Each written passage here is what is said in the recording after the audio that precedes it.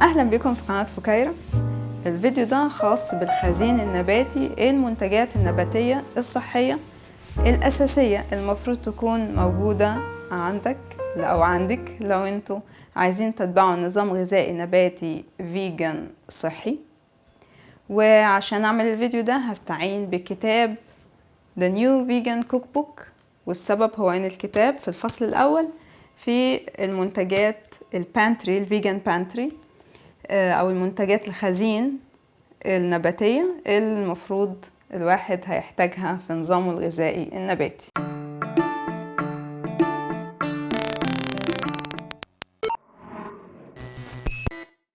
قبل ما اخدكم في جولة في الفيجن بانتري أو الخزين النباتي، خليني أرد على التعليقات اللي كانت على فيديو How to be vegan أو ازاي تنجح ان انت تكون فيجن نباتي. وكان في تعليقات كتير بتتكلم على انه المنتجات دي هنجيبها منين. الفيديو كان في الاساس هو تشجيع للناس اللي عايزة تكون نباتية ومستصعبين الموضوع، فحاولت اوريهم ان الحاجات اللي انتم متعودين عليها زي اللحوم والزبادي والألبان والأجبان كلها موجود منها بدايل نباتية. لكن خلينا اوضح ان انا بفضل في المقام الاول ان احنا ناكل الحاجة بصورتها الطبيعية بدون اي دخول في عمليات تصنيع، وكمان ان انا بفضل ان الواحد يعمل حاجة في البيت لانها بتكون مضمونة اكتر. فخلوني اعرفكم على 4 طرق تقدروا من خلالها تجيبوا المنتجات. الطريقة الاولى ان انتوا تعملوا المنتجات دي في البيت. فالتوفو بيتعمل من فول الصويا، السيتان من الدقيق، لبن اللوز من اللوز، ولبن جوز الهند انا عملته قبل كده على القناة من جوز الهند. فدي الطريقة الاولى ان انتوا تعملوا الحاجة في البيت. الطريقة التانية ان احنا ندور في المكان اللي احنا فيه. انا ما كنت في القاهرة وكنت بحاول ان انا اكل صحي واتبع نظام الميكروبيوتيك، كنت بدور على الرز البني والنوري وكل الكلام ده الخاص بالميكروبيوتيك. ففي القاهرة الكبرى ساعتها كان في 25 مليون نسمة، كان في محلين بيبيعوا المنتجات دي. طبعا محلين ل 25 مليون نسمة that's nothing، لأنه طبعا الإقبال على أو عدد الناس المهتمين بالنوعية دي من الأكل مش كتير، ولكن قدرت ان انا الاقي المحلات دي. طبعا انتوا دلوقتي اكيد اسعد حظا مني لانه في انترنت وتقدروا ببساطة ان انتوا تشوفوا جروبات على الفيسبوك في الناس الفيجن، هتلاقوا في فيجن الكويت وفي فيجن الامارات وفي فيجن مصر. يعني تحاولوا تلاقوا في المجتمع اللي انتوا فيه الناس اللي بتتبع النظام الغذائي النباتي، وهتلاقوا ان هما بيشاركوا الاماكن اللي بيكتشفوها او المنتجات اللي بيلاقوها الخاصة بالنظام. وطبعا ممكن تدوروا على جوجل على الانترنت عن اي حاجة انتوا عايزينها في المكان اللي انتوا فيه. الطريقة الثالثة هي الاتصال بالمزارعين والمنتجين المحليين. في كل بلد هتلاقي في ناس بتزرع اورجانيك وبتعمل حاجات منتجات محلية في البيت، فتقدروا ان انتوا برضو عن طريق الانترنت ان انتوا تدوروا على الناس دي وتتصلوا بيهم. احنا هنا في كرواتيا في يعني الموضوع تطور وبقى في كل يوم سبت وكل يوم اربع المزارعين دول والمنتجين بيتلموا في سوق، وبنروح نلاقيهم عاملين المربات وعاملين الزبادي والتوفو والسيتان، بالاضافه طبعا للخضروات الاورجانيك. كل يوم سبت واربع بنروح نشتري منهم. فلو انتوا ما عندكوش ده متاح في بلدكم تقدروا تتصلوا بالناس دي مباشره وتشوفوا ازاي تحصلوا على المنتجات. ولو ما فيش حد بيعمل الحاجات دي عندكم، فليه انتوا ما تبتدوش وتعملوا؟ يعني التوفو والسيتان والزبادي والحاجات دي سهل ان الواحد يعملها في البيت وتقدروا تبيعوها للناس. الطريقة الرابعة هي الشراء عن طريق الانترنت. هسيب في الديسكريبشن بوكس الموقع اللي انا عادة بستخدمه هو iherb.com، وهسيب كود لو اشتريتوا حاجة من الموقع باستخدام الكود ده تقدروا تاخدوا 5% ديسكاونت. ده بينفع في حاجات زي مثلا الشيا سيدز، زي فلاكس سيدز او بذور الكتان، النيوتريشنال ييست او الخميرة الغذائية لو مش موجودة في البلد اللي انتوا فيها او في المكان اللي انتوا فيه. فهسيب اللينك في الديسكريبشن بوكس. خلونا نبتدي بأول حاجة في الخزين النباتي، وهي البقوليات.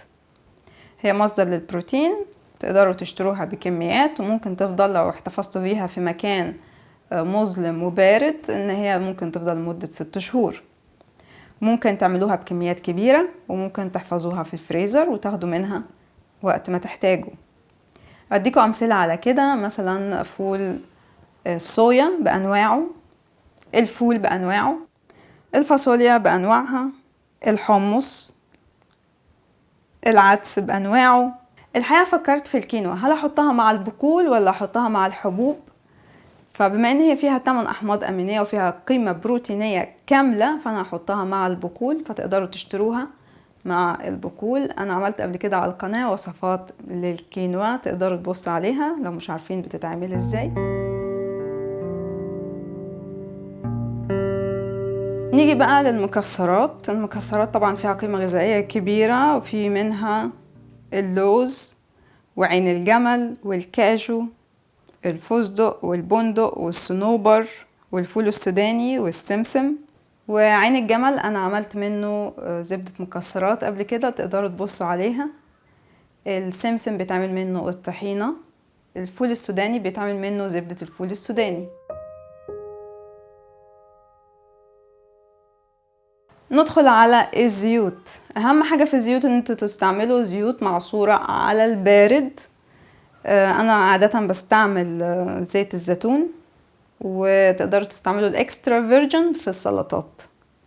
في طبعا انواع زيوت تانية كتير، زي مثلا زيت جوز الهند اللي انا استعملته في وصفات نباتية قبل كده، زي بسكوت جوز الهند، زيت الخضروات، زيت الذرة، زيت الفول السوداني، زيت الكانولا. وفي زيوت بيكون مضاف ليها اعشاب، زي مثلا زيت الزيتون بالروزماري او بالريحان. في زيت عين الجمل وزيت البندق.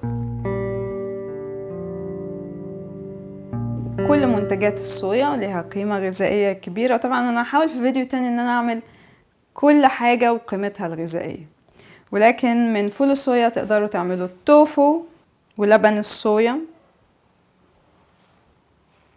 وممكن تعملوا مثلا كفتة الصويا، كنت عملتها قبل كده على القناة في رمضان.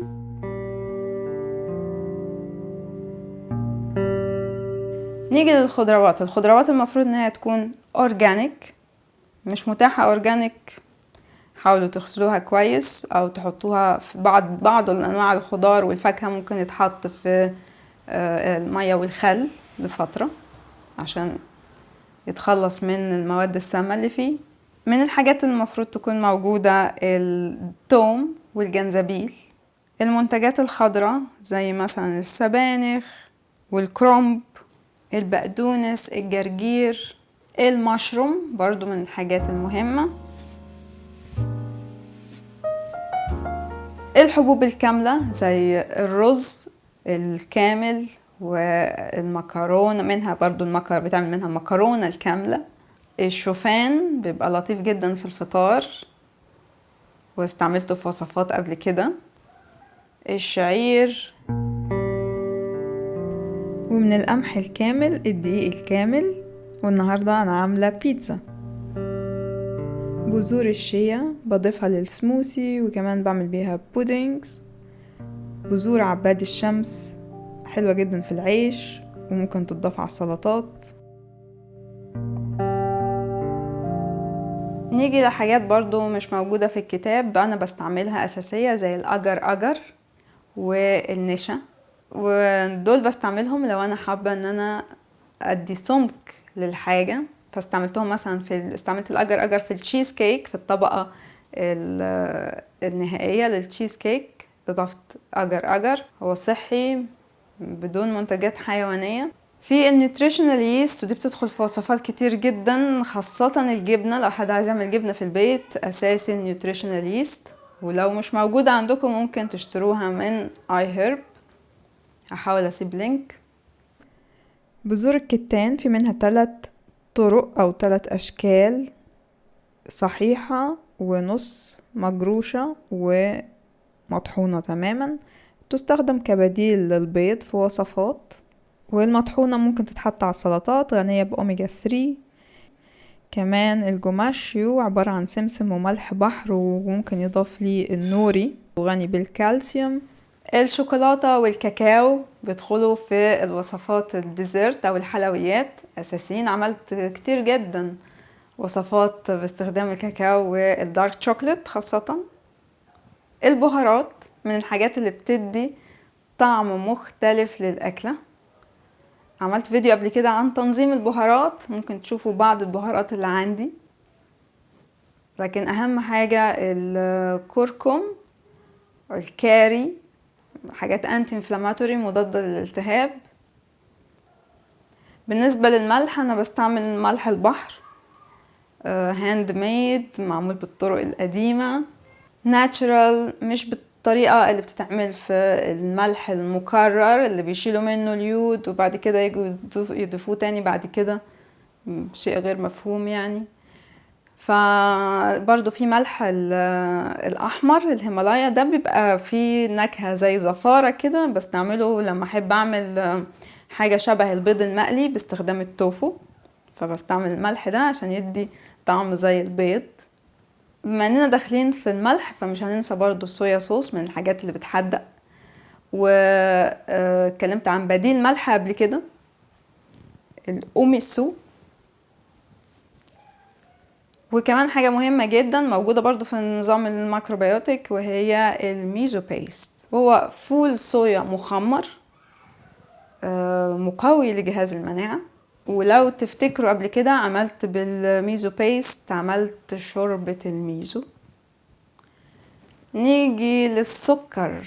انا شخصيا بستعمل الاجافي، وبستعمل الدبس، دبس تمر، دبس رمان، دبس رز اللي انا بستعمله دلوقتي. في كمان البلح والستيفيا والكوكونات شوجر او سكر جوز الهند. برضو الحاجات دي لو مش متوفرة عندكم تقدروا تطلبوها من اي هيرب، او زي ما قلت الطرق اللي تحصلوا بيها على المنتجات. كنت عملت فيديو قبل كده عن المحليات، الفروق بينها، فتقدروا ترجعوا ليه عشان تعرفوا افضل انواع المحليات. الخل والحامض، في طبعا الخل البلسمي وفي الخل الابيض، وخلينا ما ننساش الليمون. حاجات برضو عندي في المطبخ زي الخميرة والبيكنج باودر والفانيليا، مهم جدا في الوصفات الخبز. السبراوتس عملت عنها فيديو كامل قبل كده، مهمة جدا جدا جدا. أرجو أن أكون في الفيديو ده غطيت المنتجات الأساسية في النظام الغذائي النباتي اللي ممكن تحطوها عندكم في الخزين. أرجو الفيديو يكون ملهم ومفيد، ولو في أي أسئلة تقدروا تسيبوها لي في الكومنت. القناة عليها وصفات فيجن نباتية كتير جدا جدا جدا، تقدروا ترجعوا تبصوا عليها. وأشوفكم في فيديو جاي.